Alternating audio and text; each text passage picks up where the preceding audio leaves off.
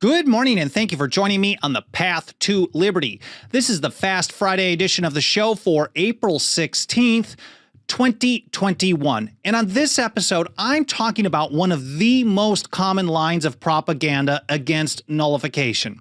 That is, it was basically used as a strategy created to defend and support slavery, led to all kinds of horrific evils, death, and destruction. So I'm going to highlight a few of the leading people who have been making this case in recent years. I'll briefly point out that they're full of it because it was really the northern states that were nullifying federal pro-slavery laws in the 19th century. And then I've got quotes from three leading abolitionists in support of the doctrine. But first of all, before getting to that, my name is Michael Bolton. We broadcast live every Monday, Wednesday, and Friday at 9:30 a.m. Pacific time from here in my home office and studio in downtown Los Angeles for the 10th Amendment Center. Our show homepage has everything you need to follow this program, all the archives, individual episodes. I include a bunch of reference links so you can read and learn more on your own time. You can find all the platforms, video, mainstream ones, live streaming, archive, plus audio-only podcast edition. We're all over the place on as many platforms as possible. And you can even find our membership program where you can put your financial faith behind our work for as little as $2 a month, and we make it go a long, long way in support of the Constitution and liberty. All that and more at the show homepage, which is 10thamendmentcenter.com/path to liberty, all spelled out, 10thamendmentcenter.com/path to liberty. And I couldn't be more grateful for you spending some of your time with me today. Thank you so much for being here, whether this is your first episode or you've been here for every single one since day one. I can't thank you enough. But since this is the Fast Friday edition, I promise to not take up too much of your time. Let's see if I can get this info out to you in the next 10 to 15 minutes. And I'm sure if you're like me at all, you've talked to anybody about nullification, or you've read about it, or you've seen some comments, whatever, anytime you hear about a state doing something, anything to undermine, resist, reject, defeat, or nullify some kind of federal program, you're going to hear about some political hack on the left or the right, sometimes both, but it generally changes depending on the issue, attacking it as some kind of illegal nullification, and they associate it with South Carolina of the 19th century, the Civil War, racism, slavery, death, and destruction. And I want to start out as a great example of this with the Southern Poverty Law Center, which I've talked about briefly on this show in the past, but they've got a profile page for me, I guess we can call it that, on me personally. I've had it there for many years, and this is how they put it. Michael Bolton is an ideologue who has spent years promoting the idea that states can nullify, of course that's in quotes, federal legislation they don't like. The very same argument pushed by defenders of slavery and segregation, and just as baseless now as it was then. Of course, I will link to that in the show notes so you can read the entire piece. It's a pretty interesting one, but they're saying that this is a tool in support of slavery and segregation and nothing else ever in history.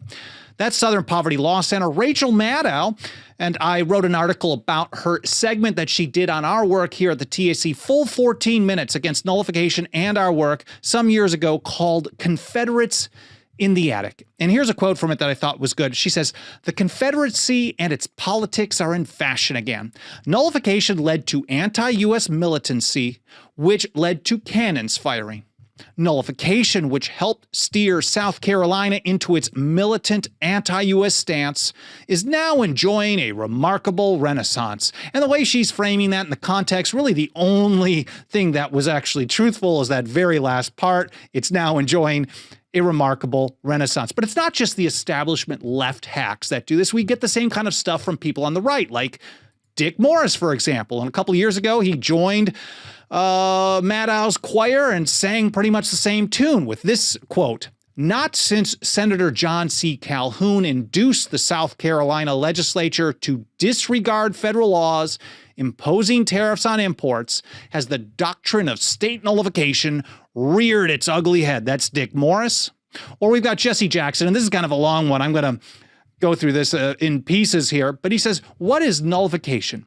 It's one of the last-ditch philosophical stands of the slaveholders, the historically disreputable and thoroughly discredited concept that a state could nullify a federal law. And he goes on, he says, the concept was most famously expounded by Senator John C. Calhoun of South Carolina. Sounds like Dick Morris, right? Almost 2 centuries ago. It has been struck down repeatedly by the courts and was never accepted outside the Confederacy. And this is really kind of juicy here. I don't know how he gets to this other than by relying on the fact that so many of us went to government-run schools and we've all been, well, taught not very much truth about history. But here's how Jackson put it. Since nullification was used mainly to protect slavery in the South, it eventually helped lead to a horrible civil war, and eventually the idea was totally discredited. And that's basically the same kind of message, albeit a little bit shorter, that Jeff Sessions put out a few years ago as well. And here from my friend Jeff Dice at Mises.org, quoting Sessions, said, there is no nullification. There is no secession. Federal law is the supreme law of the land. I would invite any doubters to go to Gettysburg or the tombstones of John C. Calhoun and Abraham Lincoln.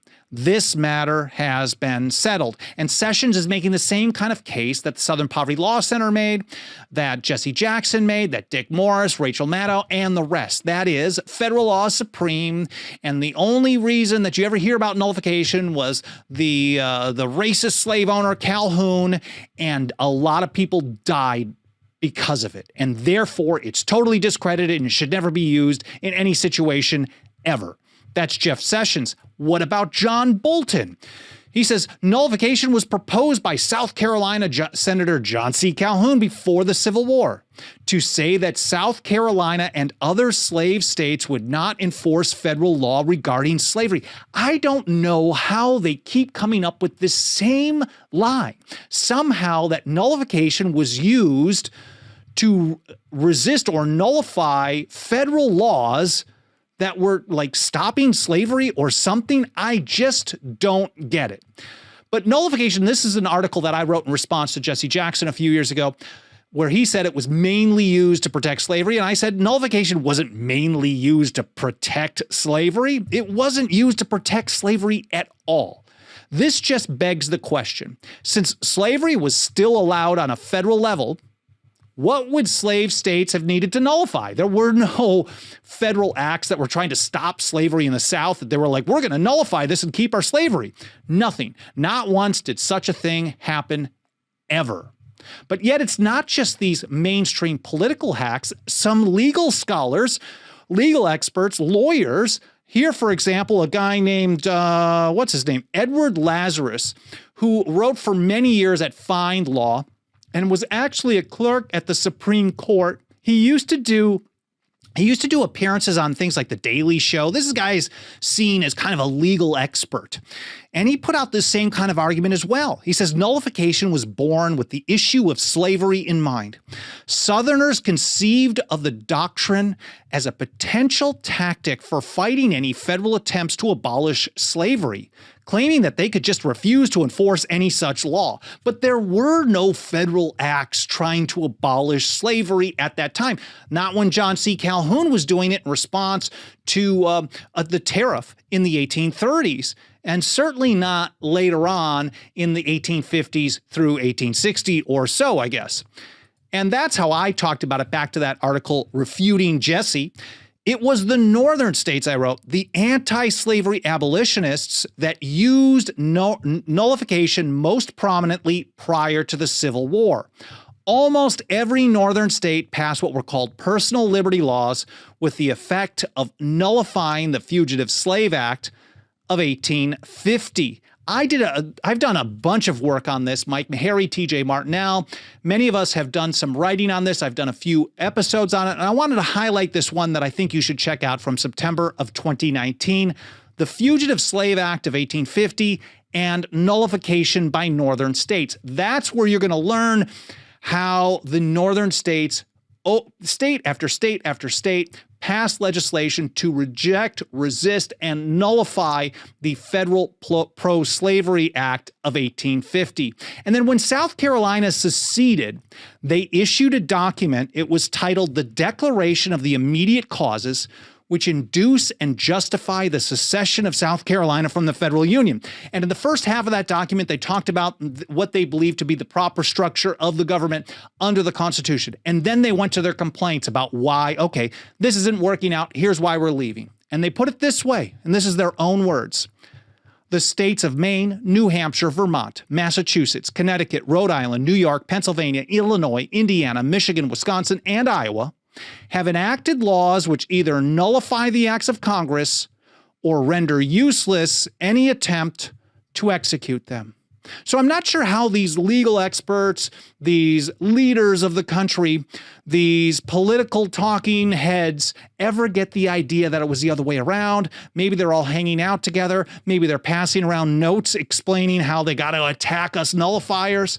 I'm not sure, but they have it totally backwards. And here's T.J. Martinell citing a paper by Horace K. Houston Jr. talking about Vermont nullifying the Fugitive Slave Act of 1850. And T.J. writes, abolitionists like poet John Greenleaf Whittier, who was offered the nomination as a Massachusetts state senator in a coalition ticket with the Free Soil Party, took up the nullification cause. And here's how Whittier put it.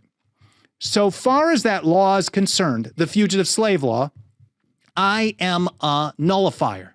By no act or countenance of mine shall that law be enforced in Massachusetts. So again, on the Fugitive Slave Law, he says, since the passage of the Fugitive Slave Law by Congress, I find myself in a position with respect to it which my fellow citizens are not prepared to justify. He's basically saying, look, we've got to take this we got to be really aggressive about this. And as far as that law is concerned, I am a nullifier. That's John Greenleaf Whittier, the very famous abolitionist of that time.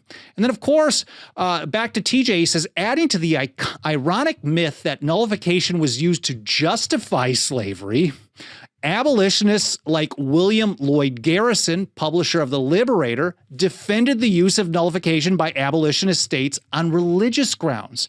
And he's citing again Horace K. Houston, who writes, comparing the anti-slavery clause to that of biblical characters such as Daniel and St. Peter, who defied laws running contrary to their religious convictions. And that's how Garrison approached it. And he even said specifically, responding to questions about Whittier, John Greenleaf Whittier being a nullifier, he said, the nullification advocated by Mr. Whittier is loyalty to goodness. And I want to close it out with, I think, my favorite of these. This is from Walt Whitman's Caution. It's a poem that was first published in his 1860 edition of The Leaves of Grass. It was likely written or composed in the years prior. And let's see if I can pull up the full text here so I can read it to you, because I've got his handwritten image of it up on the screen.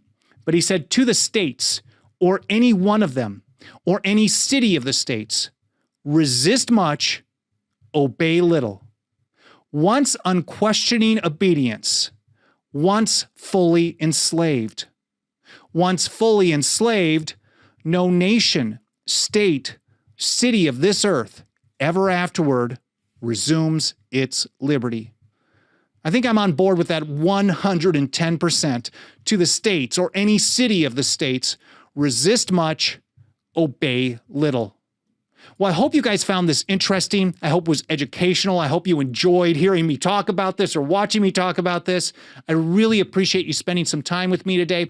If you support the show, you want to take a few free and easy actions to help us spread the word, you can smash the like button, leave a review on Apple Podcasts, leave a comment in the archives, share a link. All that stuff triggers the algorithm of the platform, and it tells it to show the program to more people. And as I mentioned in the introduction, we also have our membership program, which starts out as little as $2 a month, and we make it go a long way in support of the Constitution and liberty. You can find all the information on that over at 10thamendmentcenter.com/members. Again, 10thamendmentcenter.com/members. Again, I really appreciate you spending some time with me today. I hope you have a great weekend, and I'll see you next week here on the Path to Liberty.